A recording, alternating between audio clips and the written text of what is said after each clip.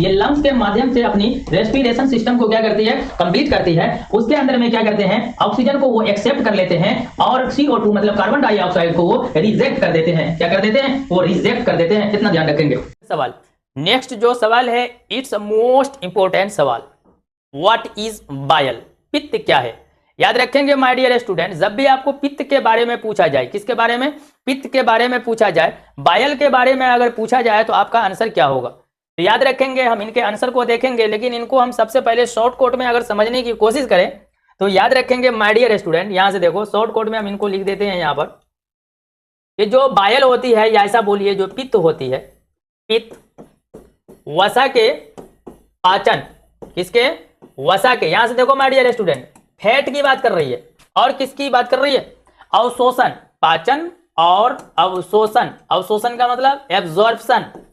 ध्यान देंगे, यहां नीचे नहीं देखेंगे, यहां देखिए, अवशोषण के लिए अनिवार्य तत्व है। मतलब ये समझिए कि जो पित्त होती है ना, ये पित्त जो है ये किसके लिए ज्यादातर कंपलसरी है, ये ज्यादातर कारगर होती है। याद रखिए, हमारे बॉडी के अंदर में जो फैट होती है उसके लिए, और एब्जॉर्प्शन के लिए अवशोषण, अवशोषण का मतलब होता है सोखना, खींचना, इनके लिए पित्त सबसे ज्यादा जरूरी होती है। वैसे मैं यहां पर आपको लिख दिया हूं, आप एक बार देख सकते हैं। कहा यह गया है कि पित्त, कलम चेंज कर देता हूं ताकि आपको समझ में आसानी से आ जाए। देखिए यहां पर कहा गया है कि पित्त वसा के पाचन और अवशोषण के लिए, बस इतना ध्यान रखना है और इतना याद करके आपको रखना है। इससे फालतू आपको याद करना बेकार है। जब इतना याद हो जाएगा ना तो आप आगे अपनी मर्जी से भी कर सकते हो। इसके लिए फैट एंड एब्जॉर्प्शन, इसके लिए ही यहां पर पित्त की काम होती है, खास करके हमारे बॉडी के अंदर में। वैसे पित्त की बहुत सारी काम होती है, any function and any working in my body, but a most important function in my body, first function name fat का पाचन, digestion of fat, 1, number 2 absorption, most important point है। चलिए हम इसको चलते हैं। तो यहां पर मैंने कुछ पॉइंट बना दिया है, जिसको जब आप देखेंगे तो आपकी यहां से ऑब्जेक्टिव भी क्लियर हो जाएंगी। आइए हम ऑब्जेक्टिव को देखते हैं कि इनमें कौन कौन ऑब्जेक्टिव है, और हमारा सब्जेक्टिव भी क्लियर हो जाएगा और ऑब्जेक्टिव भी क्लियर हो जाएगा। तो आइए हम देखते हैं। सबसे पहले सवाल वही है, कहते हैं कि पित्त क्या है, तो पित्त उत्पादन कहां होता है माय डियर। तो याद रखेंगे जो हमारा बायल है, इसको बायल, बाइल के भी नाम से जानते हैं, आप बाइल ही बोलिए बेहतर होगा। जो बाइल है ये कहां बनता है, तो ये लीवर में बनता है। लीवर को हिंदी में क्या कहते हैं, तो यकृत कहते हैं। क्या कहते हैं, यकृत कहते हैं। याद रखेंगे माय डियर स्टूडेंट। और ये जमा कहां पर होता है, तो सर जी ये जमा कहां होता है पता नहीं है, तो नहीं, ये पित्ताशय में होती है। किस में होती है, पित्ताशय में होती है। याद रखेंगे, बायल के बारे में पढ़ रहे हैं। बायल जो होती है ये कहां होती है, तो याद रखेंगे ये लीवर में बनती है। किस में बनती है, लीवर में। लेकिन स्टोर कहां होती है, जमा कहां होती है, तो हमारे पित्ताशय में होती है। सर पित्ताशय को क्या कहेंगे अंग्रेजी में, तो गॉल ब्लैडर के नाम से जानेंगे। किस ब्लैडर के नाम से जानेंगे, तो गॉल ब्लैडर के नाम से जानेंगे। गॉल ब्लैडर के नाम से जानते हैं। इसमें रहता है, इसे पित्त की थैली भी कहते हैं। तो याद रखेंगे जो पित्ताशय होती है इसी में ये जो पित्त है ये जमा होती है, ये स्टोर होती है। यहां तक आप इसको ध्यान करके रखेंगे। समझ में आ गया होगा। Store of bile in my body, bile is storage in my gall bladder, in my gall bladder. ये हमारे गॉल ब्लैडर के अंदर में क्या होती है, मतलब कि स्टोर हो जाती है।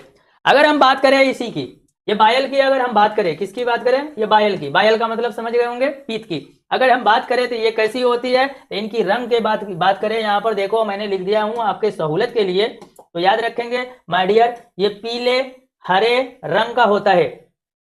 अगर बात करें ये किस प्रकार का पाचक रस होता है, तो कड़वा पाचक रस होता है। कैसा होता है, कड़वा पाचक रस होता है। अच्छा, इसका अगर मुख्य घटक की बात करें, इनके जो मुख्य सोर्स हैं उनकी बात करें, तो इसमें क्या होती है, पित्त अम्ल होता है। इसको हम बायल एसिड के नाम से जानते हैं। इसके जो मुख्य घटक है ये बायल एसिड है, और सर क्या है, कोलेस्ट्रॉल है, और सर क्या है, तो कुछ अपशिष्ट पदार्थ भी यहां से बनते हैं। शायद आप समझ गए होंगे, अगर कोई दिक्कत है तो आप हमें बताएंगे। देखो माय डियर स्टूडेंट, यहां से समझने की कोशिश करो। मोस्ट इंपोर्टेंट क्वेश्चन है जो अभी आपको समझना होगा। इसमें क्या कहता है उसको समझिए। कहता है name of organism, name of organism, sorry name of organism respiratory organ. कुछ यहां पर आपको नेम दिया गया है जिनमें आपसे पूछा ये जा रहा है कि आप बताइए इसका रेस्पिरेटरी सिस्टम कहां पर है। तो my dear student, most important question for your examination. हर साल ये इंपॉर्टेंट रहा है, इस साल भी आपके परीक्षाओं में ये इंपॉर्टेंट रहेगा। तो आइए हम इसको समझने की कोशिश करते हैं क्या है। देखो माय डियर, ये फिश है, फिश को हम क्या बोलेंगे, तो इसको बोलेंगे मछली।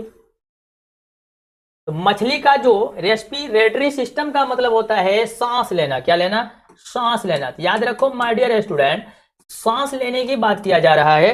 तो आपसे पूछा यह जा रहा है कि मछली कहां से सांस लेती है।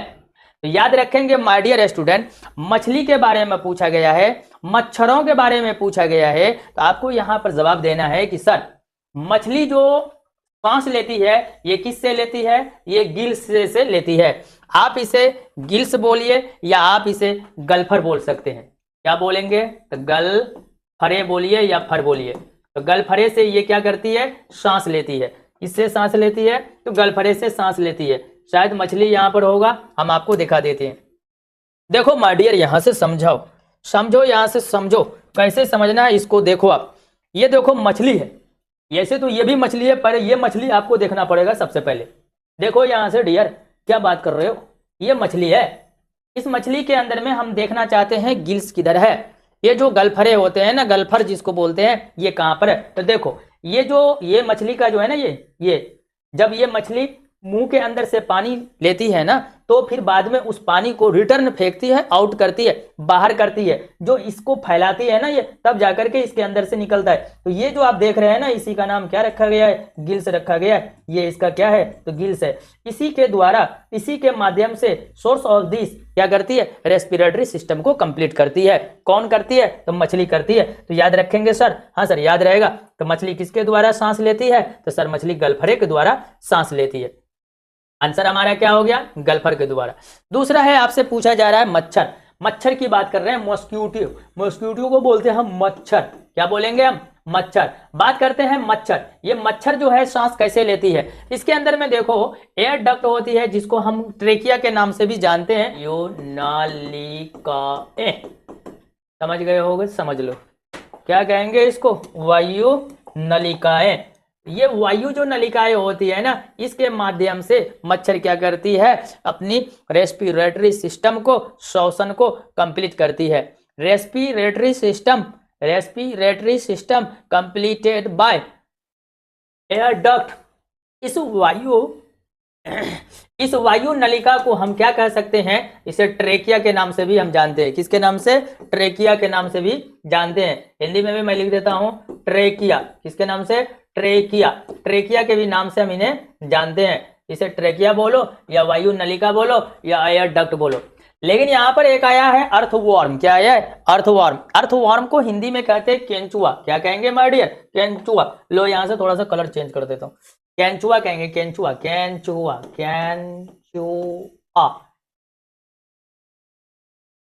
होगा, पूछा जाता है कि बताइए केंचुआ किससे सांस लेती है। तो याद रखेंगे माय डियर स्टूडेंट, केंचुआ जो सांस लेती है ना, वो स्किन से लेती है। स्किन का मतलब त्वचा से लेती है। किससे लेती है? त्वचा से लेती है। आपने नहीं देखा, मैं दिखाता हूं। देखो यहीं पर है ये केंचुआ। तो देखो इसको कहते हैं हम केंचुआ। ये इसके पास जो सांस लेने का जो माध्यम होता है ना, सोर्स ऑफ रेस्पिरेशन, ये क्या होती है? इसकी स्किन ही होती है। क्या होती है सर? स्किन होती है। स्किन का मतलब सर त्वचा होती है। त्वचा का मतलब बोलिए, चमड़ा बोलिए या जो बोलना है आपको वो बोलिए, इसके द्वारा होती है। आगे चलते हैं हम। अब बात यहां पर आता है जो हमारा लास्ट क्वेश्चन है, मोस्ट इंपोर्टेंट क्वेश्चन है। मनुष्य, ह्यूमन की बात कर रहे हैं कि respiratory system completed by human body, किसके माध्यम से मानव में श्वसन की क्रिया पूर्ण होती है। तो उसको समझिए कि मनुष्य के अंदर में जो सांस लेने और छोड़ने की क्रिया होती है वो लंग्स में होती है, फेफड़े में होती है। हम क्या करते हैं? ऑक्सीजन को लेते हैं, ये लंग्स के माध्यम से अपनी रेस्पिरेशन सिस्टम को क्या करती है? कंप्लीट करती है। उसके अंदर में क्या करते हैं? ऑक्सीजन को वो एक्सेप्ट कर लेते हैं और CO2 मतलब कार्बन डाइऑक्साइड को वो रिजेक्ट कर देते हैं। क्या कर देते हैं? वो रिजेक्ट कर देते हैं। इतना ध्यान रखेंगे। तो इसका मतलब हुआ कि हम जो मनुष्य हैं ये क्या करते हैं, तो ऑक्सीजन, हवा तो लेते हैं, एयर तो लेते हैं, एयर के अंदर में बहुत सारी चीज होती है, लेकिन ऑक्सीजन को हम अंदर रख लेते हैं और आउट क्या कर देते हैं, CO2 कार्बन डाइऑक्साइड को आउट कर देते हैं। तो सवाल यही तो पूछता है कि मनुष्य के अंदर में श्वसन की क्रिया किसके द्वारा पूर्ण होती है? आंसर क्या हो जाएगा, फेफड़े के द्वारा, लंग्स के द्वारा। किसके द्वारा? लंग्स के द्वारा। मछली में बोलिए गलफरे या गिल्स के द्वारा। मच्छर में बोलिए किसके द्वारा? वायु नलिका के द्वारा। अर्थवर्म जो होती है ना, जिनको केचुआ के नाम से बोलते हैं, याद रखेंगे ह्यूमन के अंदर में लंग्स के द्वारा होगा। क्लियर? चलते हैं नेक्स्ट क्वेश्चन। नेक्स्ट क्वेश्चन क्या कहता है उसको समझिए और यहां से देखिए। बहुत ज्यादा हो गया।